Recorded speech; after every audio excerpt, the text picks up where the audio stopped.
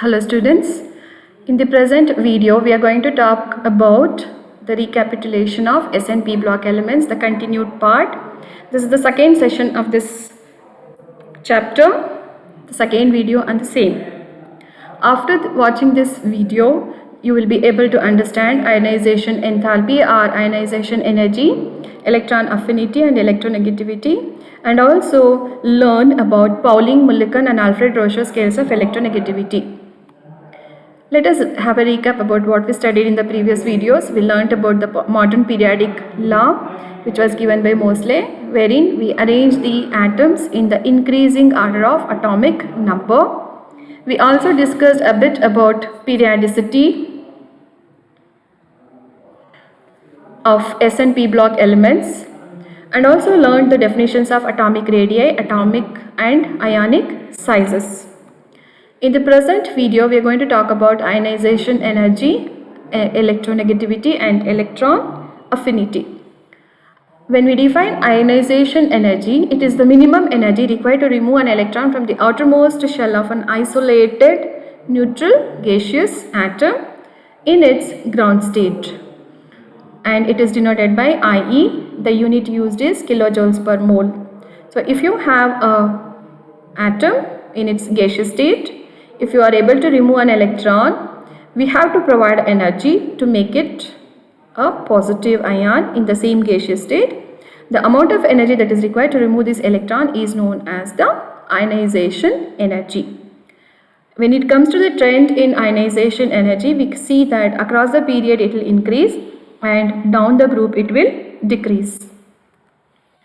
We have different types of ionizations and ionization energies, which are defined as first ionization energy, second ionization energy and so on.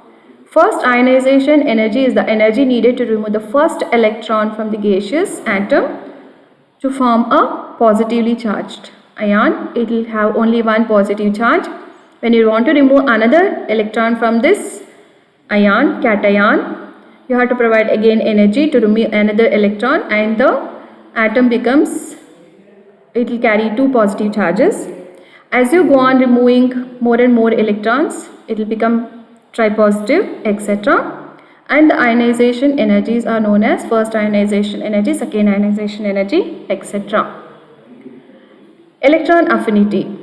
Definition for electron affinity is the amount of energy released when a neutral atom in the gaseous phase acquires an extra electron to form a negative ion.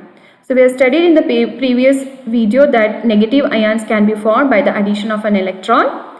So you have to provide, an energy will be released when an electron is added to the atom in its gaseous state. That amount of energy released is known as electron affinity.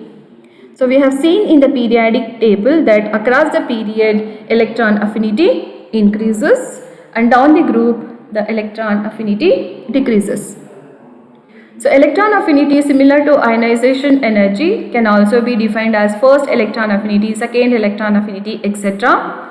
So if you add the first electron to your neutral atom, that will be known as first electron affinity. The amount of energy released is known as first electron affinity. Similarly, if you add another electron to the already negative ion, that energy is known as second electron affinity, etc. So the next thing that we study in the periodic properties is electronegativity. Electronegativity of an atom, it is the tendency of the atom in a molecule to attract shared pair of electrons towards itself. We have come across halogens which are more electronegative. Similarly, oxygen is also highly electronegative. So they have the tendency to attract the shared pair of electron towards themselves. And this property is known as electronegativity. Variation across the period it will increase and down the group it will decrease. You can see here as we go across the period from lithium to beryllium, boron, carbon, nitrogen, oxygen and fluorine, we see that the electronegativity is increasing. As I said, oxygen and fluorine, they are highly electronegative. Now down the group it will decrease. If you take the same halogens here, as you go from fluorine to chlorine, bromine and iodine, the electronegativity is going on decreasing. This decreasing trend is explained by the shielding effect Okay, that is more shielding electrons and atomic radii as we travel down a group. Let's come to the next thing.